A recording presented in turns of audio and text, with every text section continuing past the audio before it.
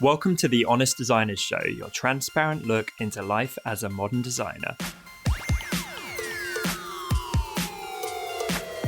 My name's Tom Ross and I'm the founder at designcuts.com, and this week I'm joined by my fellow Brit and hand lettering expert, Ian Barnard, American retro design expert, Mr. Dustin Lee, and the incredibly talented South African illustrator, the lovely Lisa Glantz. This week we are talking about quitting your job to go full-time as an independent creative. And without further ado, let's get into the show.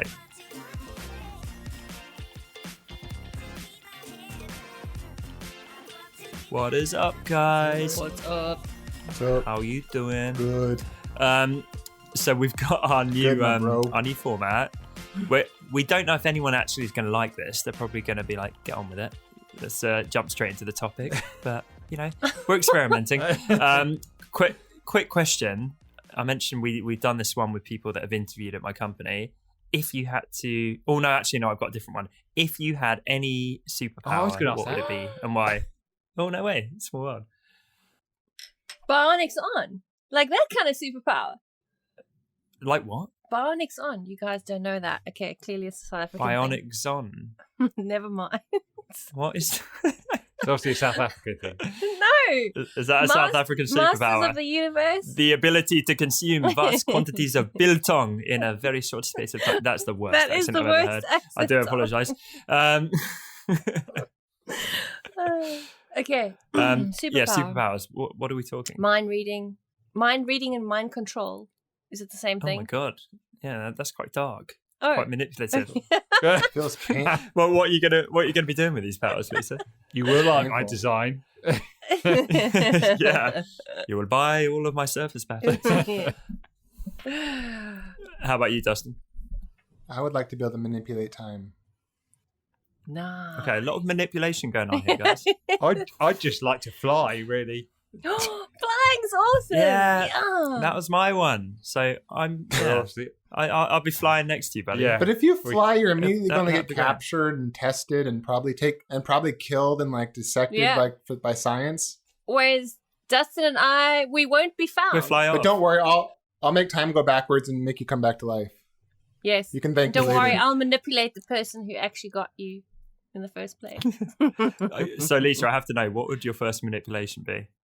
It's like Cliff doing the dishes or something. Probably something like that, yes. These are the surface patterns you're looking for. Maybe make anyone that like makes similar wouldn't be illustrations to you, anything- make them like forget how to do it. It wouldn't be anything related to work, I can guarantee you that. Yeah. Good. Glad to hear it. Oh my gosh, Lisa, you know it'd be so cool? You have tattoos, don't you, Lisa? No. Well, okay. Well, this would still be cool. It'd be so cool if you got like a sleeve of like bunnies and all the different stuff you drew, like just like sleeves of tattoos up your arms of bunnies. Oh, and, they're like, really cool. Like You should cute do little it. animals and... You cute bunny that's like your mum on it or something. Guys, Yeah. do you want to go in together, like on the money for her as a Christmas present? She doesn't need it. Oh, wait. Hey! I'm not into tattooing myself. Even with your own. You could get one of those Tatley, sort of temporary tattoos. I like that. Yes. Ian, have you got a tattoo? No. I can't remember. No, the thing is, Okay. I can't even I- come up with a logo for myself, let alone a tattoo. You're the kind of wild card I'd expect you to have something almost, because you've got so many like bizarre. Yeah, massive eagle. Yeah. I was thinking more like Or lettering. like electrician for life or something.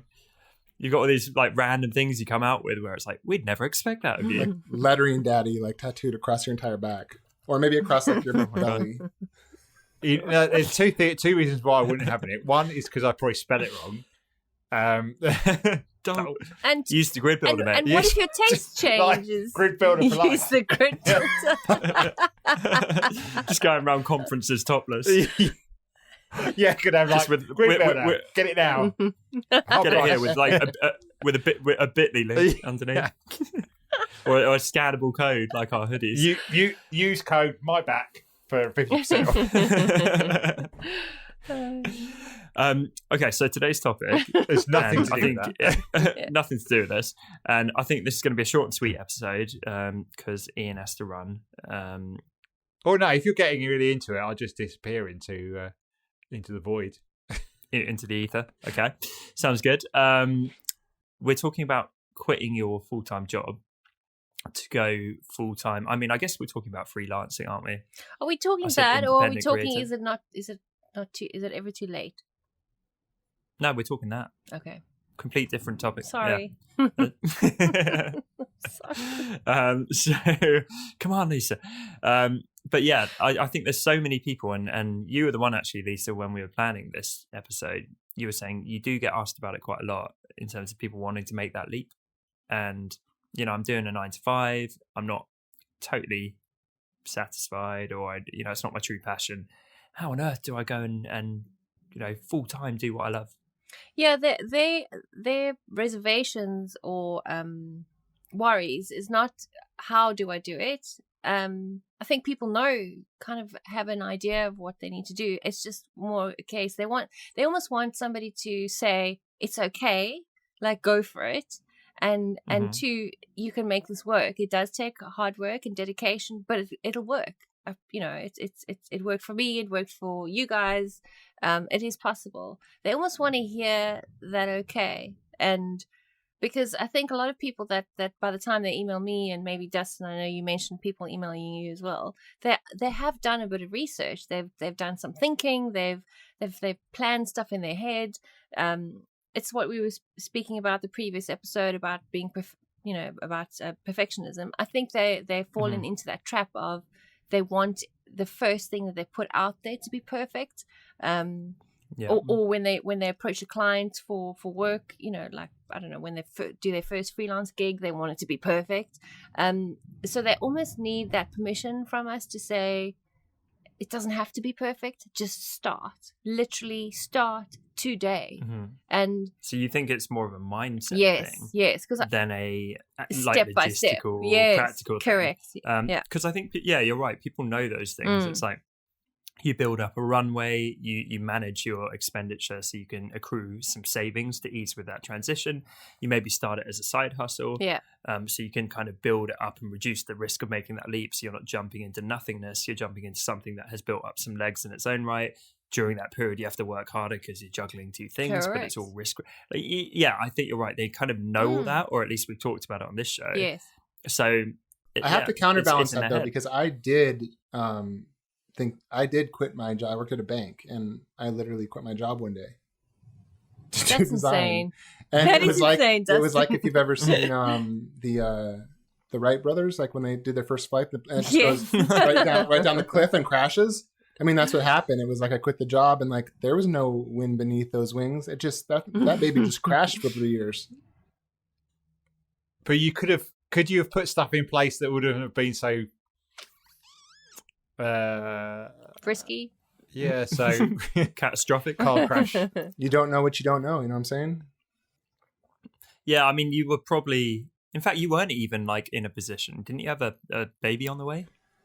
No, when I first that quit was later. to do design, we didn't have kids. It was okay. That helps. 2 years of me standing in an office in my apartment making zero. I mean, I still have the board. It's a dry erase board, and I have it. It says monthly goal, and it's like $1,200, and then like above it says like current like amount, and it's like 800 or something.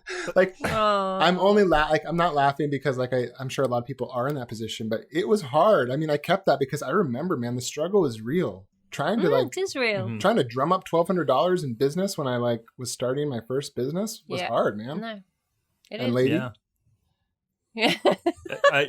So are you saying that's something people should do, or maybe that's a lesson to like, maybe don't do that because it was fraught with so much risk and it was really hard and not everyone's in a position to be able to do that. I mean, in hindsight, I wouldn't change it, you know, but like we got into like $30,000 in credit card debt. I felt like a loser. My wife was supporting us with working for a nonprofit, which obviously doesn't pay well. If it hadn't worked out, I would say don't do that, but it did work out. So now I'm like, good job, Dustin. Glad you did that. Yeah, you can only say that because of the end result. Well, exactly. Yeah. So it's like really like you're just like tossing the dice, you know? Yeah. Who knows? But, or you can go a more sensible route. Like I took forever to go freelance. So when I first got started, I remember going to see my friend's dad, who worked in his studio in his garden, and it was always like either he was working or either playing golf. So I was like, that is a lifestyle. Not like, particularly like golf, but just the fact that he could, go out and do whatever he wanted, and just like, I'll make up for those hours in the evening, what I was working on. And so that was always been my goal, to be that person in terms of be in my garden working. But I knew that I knew it wouldn't be an overnight thing. And I think it's really good to work for a company or work for something to get that experience of how teams work and how you interact, how different people interact with customers, how different people interact with each other. But I spent 7 years full time. Then I went and got a part-time job purposely so I could start building that freelance stuff up. So I was working 3 days a week, 2 days for myself, which was pretty tricky because you can never do a part-time job. It always sort of ekes into nearly a full-time job. And of course. Then I had to juggle, obviously, the days when it wasn't like split up really nicely into 3 and 2. Because like a magazine, I was working on a magazine, and that's never like, it's 3 days work and that's it. It's like last week of the month, and you're working every single hour of the day. So all my, then I was having to go home, work in the evening. So, but what it did do is get me, because it's less of a scary jump from 2 days to 5 days than it is from nothing to 5 days. But then I did a dusting, and I went freelance on the day that my son was born. So I left my job, my son was born, and I was like, I need to get some more work in. And then I was like, I might as well start ClickFee, which would then not earn me anything for like 2-3 years later. So it's all risk, isn't it? When your shop was called Vintage Supply or whatever it was called back then, was that when your son was born, or did you have kids already? I had, so I started that sort of like 6 months after my son was born, and I already had a girl. So, so I was supporting 4 of us, trying to sell a few. So I was making on my side project like $200, and I was just getting in. So I brought in after tax, like, here's some money, £2,000 per month. And that was to support a family of 4 and pay the mortgage and all the bills.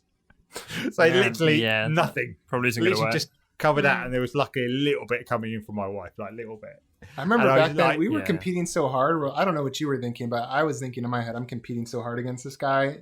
I'd feel like I was going to vomit sometimes when I'd see the stuff he put out. I'd be like, oh man, I have to work all day to like make something to like compete against this guy. It was a weird thing, because it was just like, because we were so on the same page.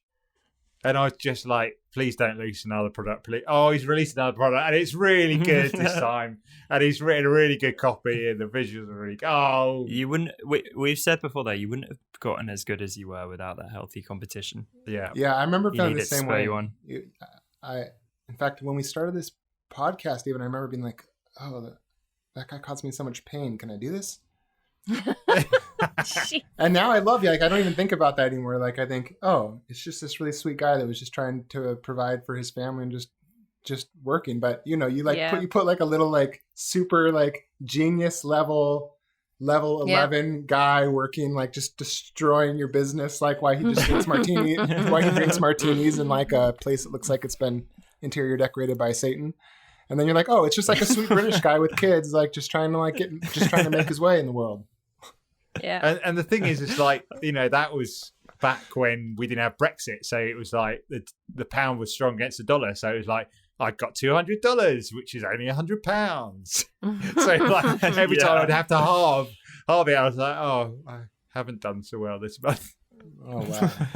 But like, it's weird. It's like I had a drive to keep doing it. Yeah, that's the thing, right? A lot of the times that stops us or prevents us from moving forward is the mental side. So what drove you? What made you, what advice can we give people who are on the fence, Just do it, man. There's Just never do like when you have kids, there's never a right time. Yeah, for sure. Well, there's, because it was just like, you'll never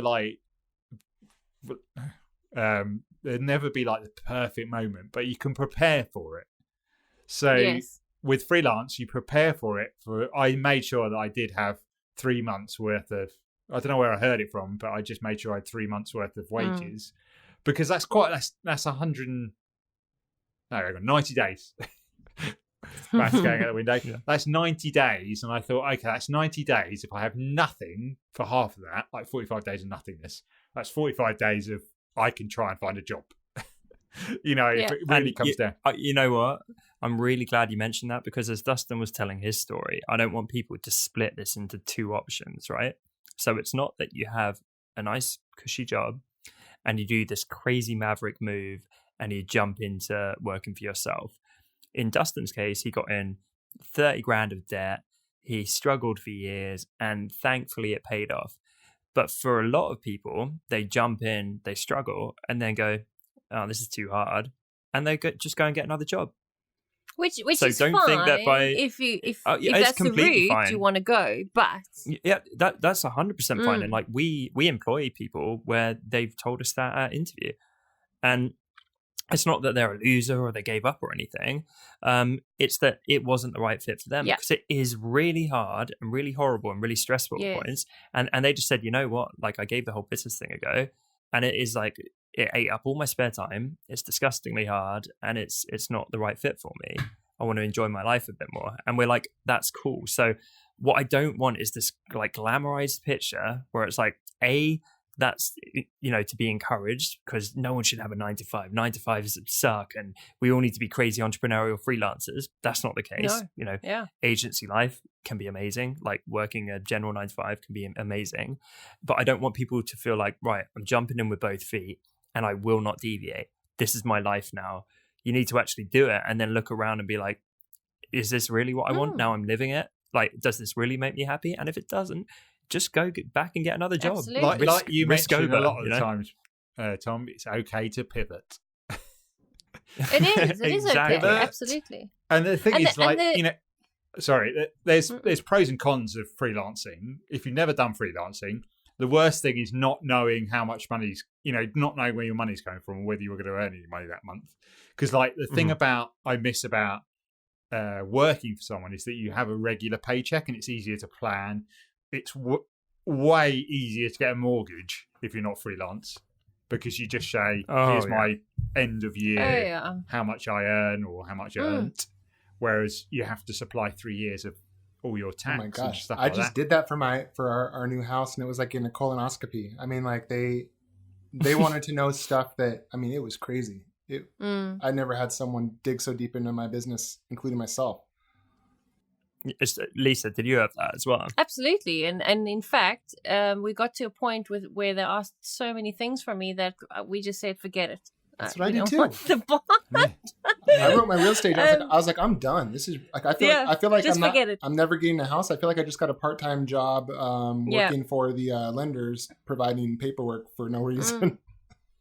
Yeah, and that it's good and bad, because for us, we were fortunate then. So what we decided to do was we because it was for our new home, and what we did then was we built as we got money, which ended up being better financially for us, because then you don't have so much debt. But not everybody has that freedom to do that. But the point is that I think, just going back to what I also read between the lines is, I think people instinctively know that this road is a rough road. It's a tough road.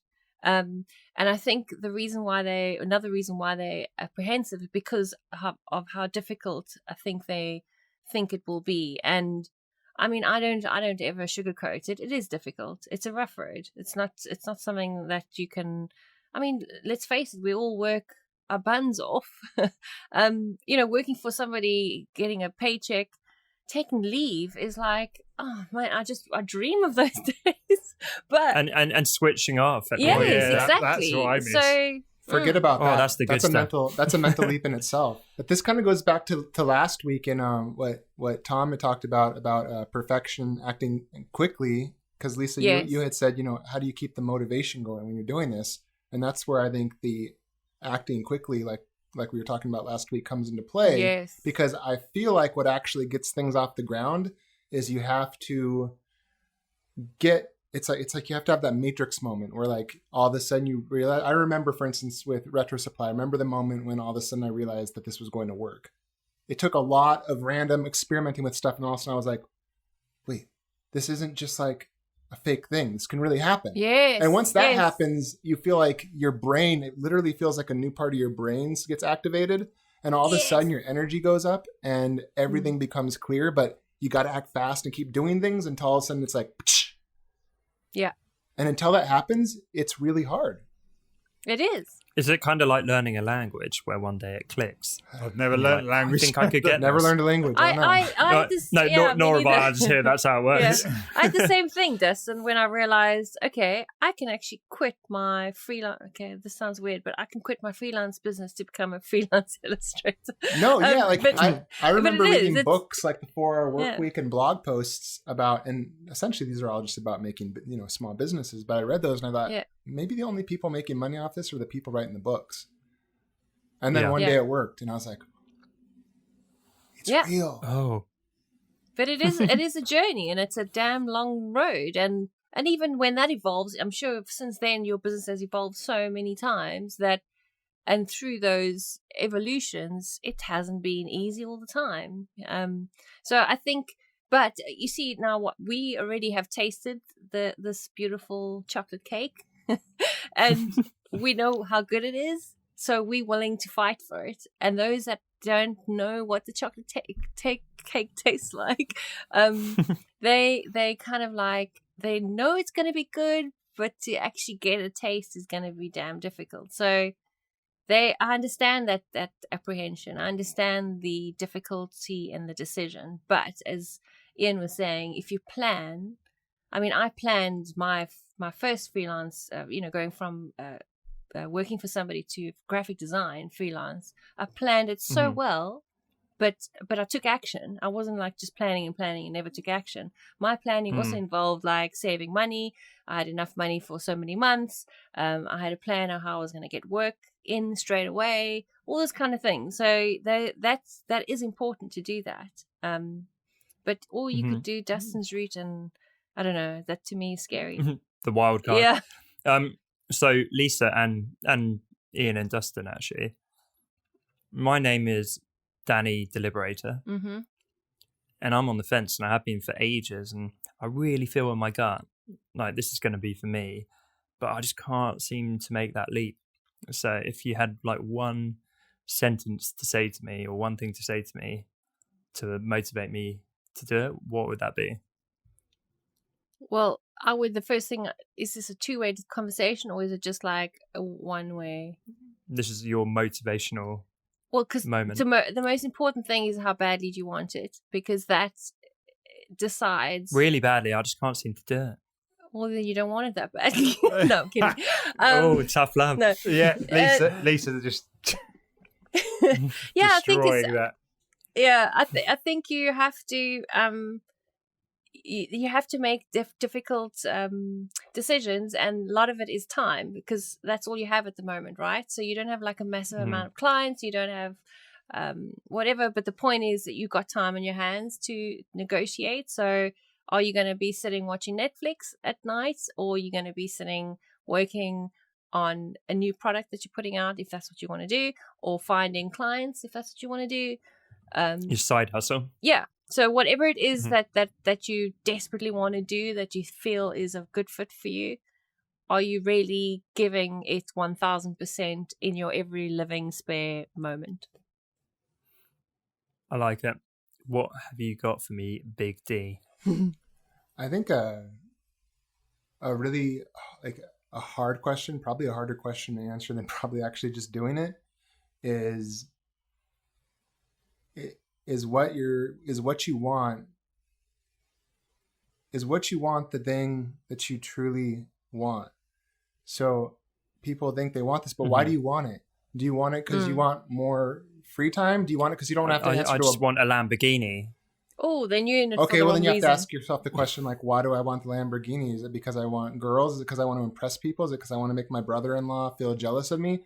I mean, I think like sometimes like is this long thing where you have to give up all your nights and you have to do all this stuff? Is that the way to get what you want, or is there actually a simpler way? I think it's such a cliche, man, but like I just like we know we know intellectually that this doesn't make us people happy, but yet everyone chases it.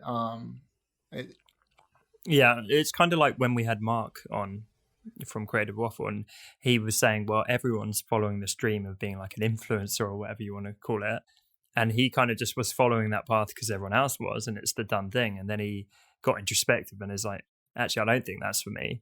I'm going to go do this other thing over here, which is a better fit. And so, yeah, I think analyzing your reasons and your motivation is good. Yeah, because if you think about it, it's going to be that reason and motivation that's going to keep you going. So if it's a bit of a wishy-washy one, that's probably not going to get you through the tough times. Right. And if you want more free time, like you don't necessarily have to make more time. Maybe you need to just not have so many expenses. I mean, there's so many different answers to the question. We always think the answer is to make money and have our own business. And I think, Tom, you have a very successful, pretty big business. Like, do you feel like you're as much happier as you think you would be when you started? Like, I feel like the amount of happiness this kind of thing gives us is much smaller than we think it will. Yeah, it's a really weird question. Like, I'm super happy doing it, but it's different from what you'd imagine. I don't know if you guys have found that. For me, it's chalk and cheese to my previous life.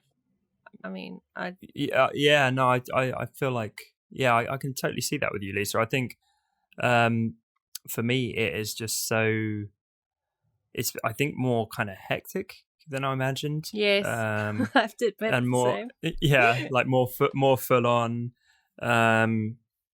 It's a lot. I think when I was younger, I was just like, I kind of only had the whimsical good stuff of like, oh, cool, you're so free, and like, you don't have to play by anyone's rules, and that was kind of my like utopian ideology of it.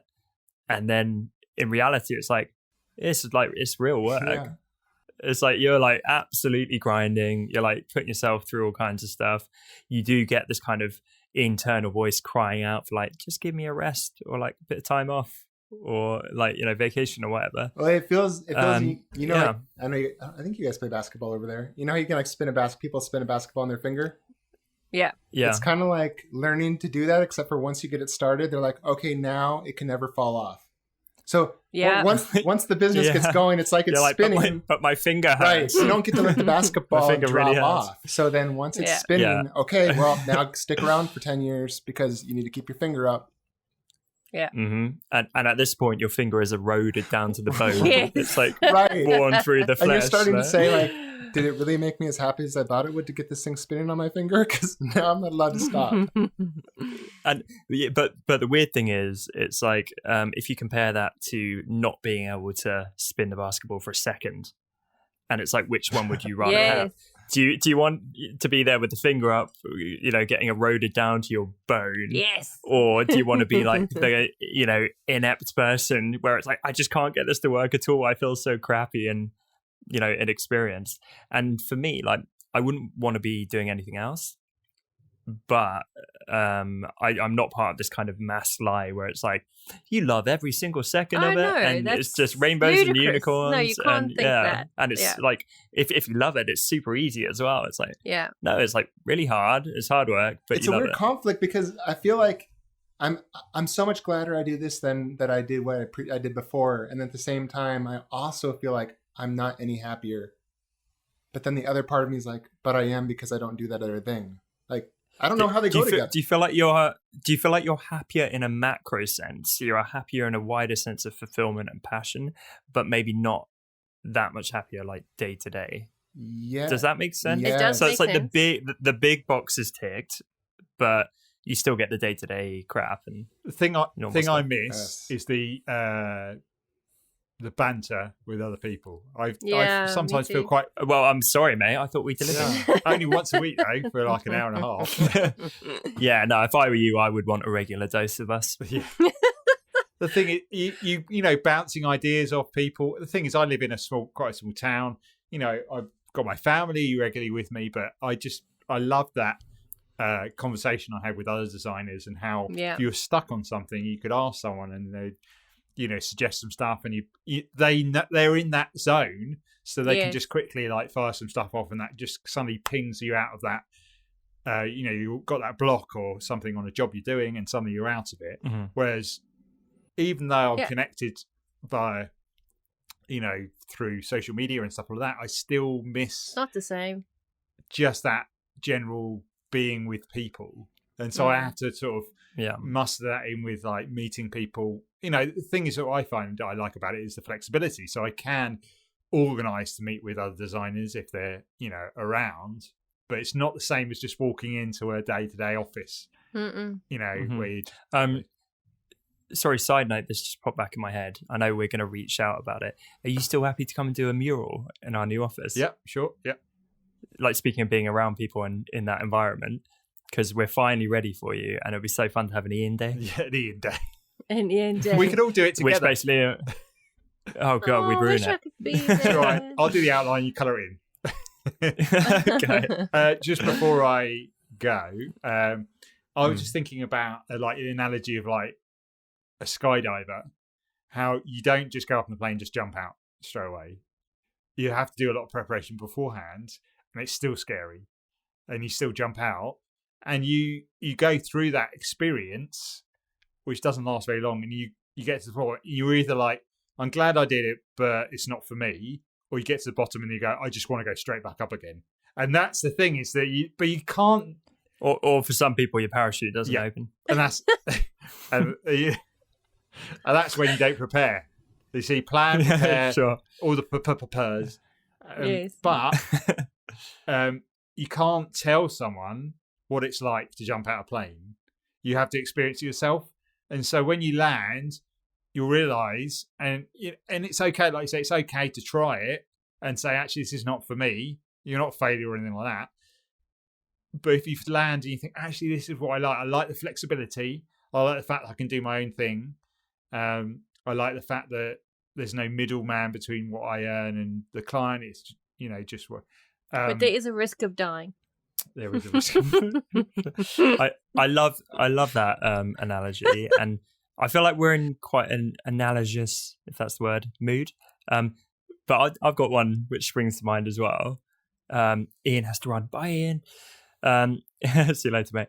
And I think the way I think about it is how I get in a very cold swimming pool, which is not leaping in like Dustin, but it's kind of like dipping a toe and then a foot and then an ankle. The whole time you're kind of swearing and like, oh God, like this is really uncomfortable and scary, but I'm going to do it anyway. Yeah. Especially when it gets to your nether regions, that's the worst. And you have these moments of like, that's horrible. And then you get in, and some people are in there and they're like, okay, I did it, but this is too cold, I'm getting out. And if you stay in, you kind of get used to it. And then maybe start quite enjoying it, you're acclimatized. And before you know it, you've been in that cold water so long that you've wrinkled into a prune. And you're showing all the battle scars for having been in there. We're not giving this freelance life much positivity. But you know, I almost feel like that's good, because it needs a good counterbalance. Because I feel like so many people feel like they're not at their best. They're not living their best life if they're employed by an employer and they're not just making money on their own. That's a further and it's from so the truth. not true. Yeah. I know so many people that have their own businesses, you guys, that are like, I so wish that I could just turn off and like go home and just watch Netflix and know that like my bills were paid and like, I just had this time, and like someone else was like watching the trains, like, making sure they were on time. Yep. Yeah. Absolutely. It's a great life to work for someone else. There's nothing wrong with it. It's fantastic. We have, why do we give it up? like I won't name any names, but we have people on our team at Design Cuts who were previously freelancers, and they've literally said to us, I have never been happier to make a shift, because previously my partner never knew what money I was bringing home. things were really unsteady. It was feast and famine and pure uncertainty. And now I switch off after work and I have that steady paycheck. And it's been transformative. So I love it. And I'd be such a hypocrite if I was here being like, man, you're a loser unless you freelance and all that. I'd be doing a disservice to our whole team. Yeah. I like to think that, they're pretty damn happy and like good for them. And, we love being able to provide that. And I have I technically have 2 employees and I have contractors, but I mean, I wouldn't, if I thought it was so bad, I wouldn't employ people to do it. I mean, I don't want to be in the business of destroying people's lives.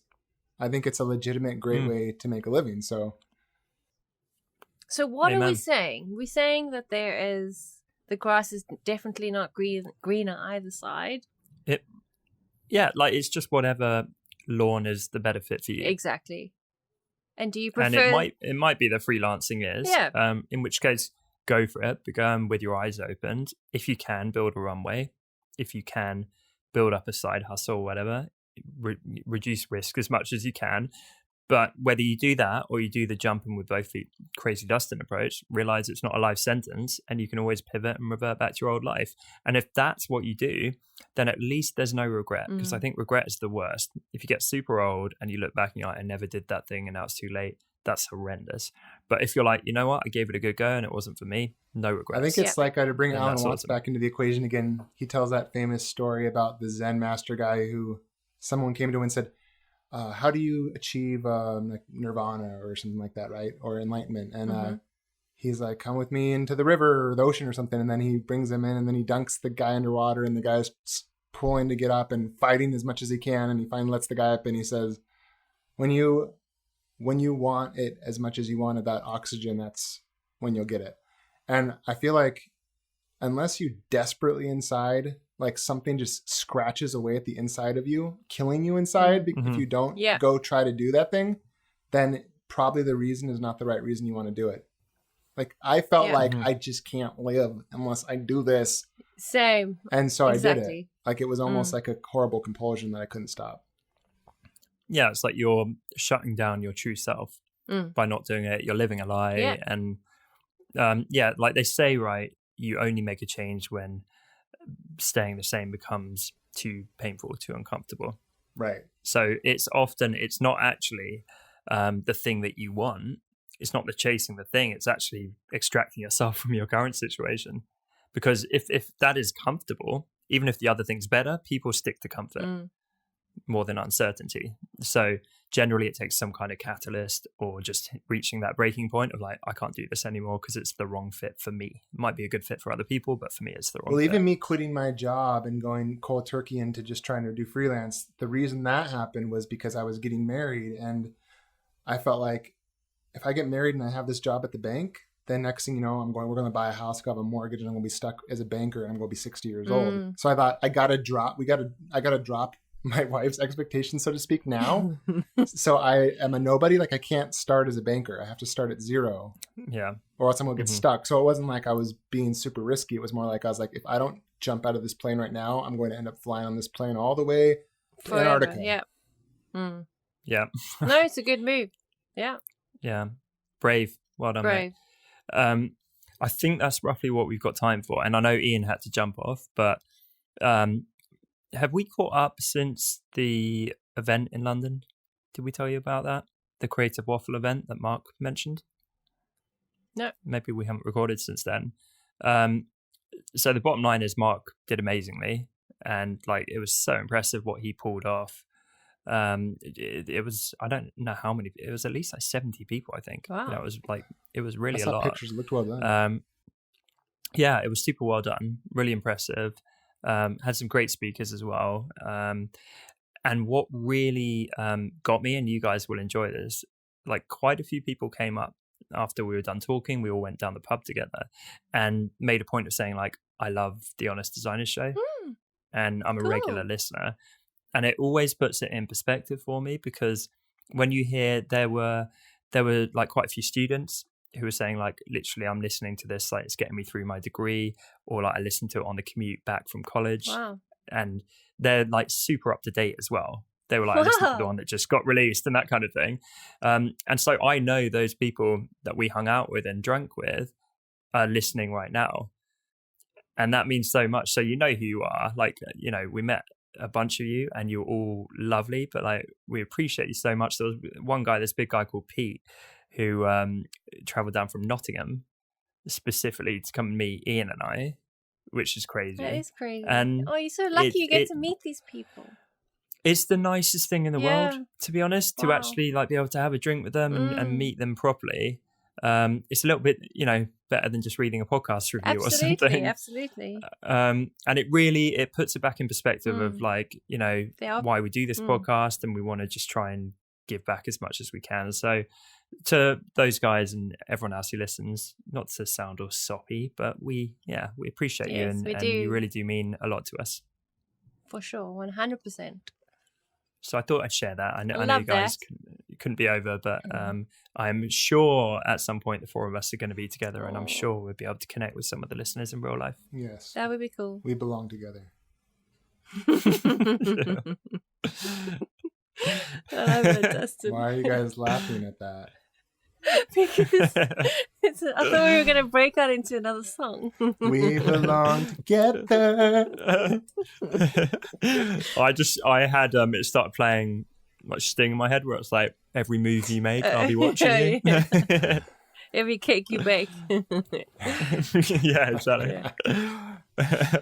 All right, guys. Well, I hope you enjoyed this episode. If you are on the fence, then it's not up to us to sway you. We're not going to scream motivation in your face. This is your call. So you decide, you know, if you want it enough, if it's even the right fit for you, and you can kind of have a better idea of what lies the other side. It's some grass. Might be greener. It might not. It might be dead grass. Absolutely. You never know. Yeah. Maybe go have a look. All right. We'll see you next time. Bye. There you go. Thanks so much for listening to this week's episode. As always, you can find full show notes over at honestdesigners.com, or find us over on iTunes and now Spotify by searching for The Honest Designers Show. And remember, we're now on social media too, if you search for Honest Designers. If today's episode helped you, then it would mean the world to us if you took just a moment to leave us a quick review over on iTunes, as this is one of the best ways for other designers to discover the show. Thanks again for tuning in, and we will see you next week right here on The Honest Designers Show.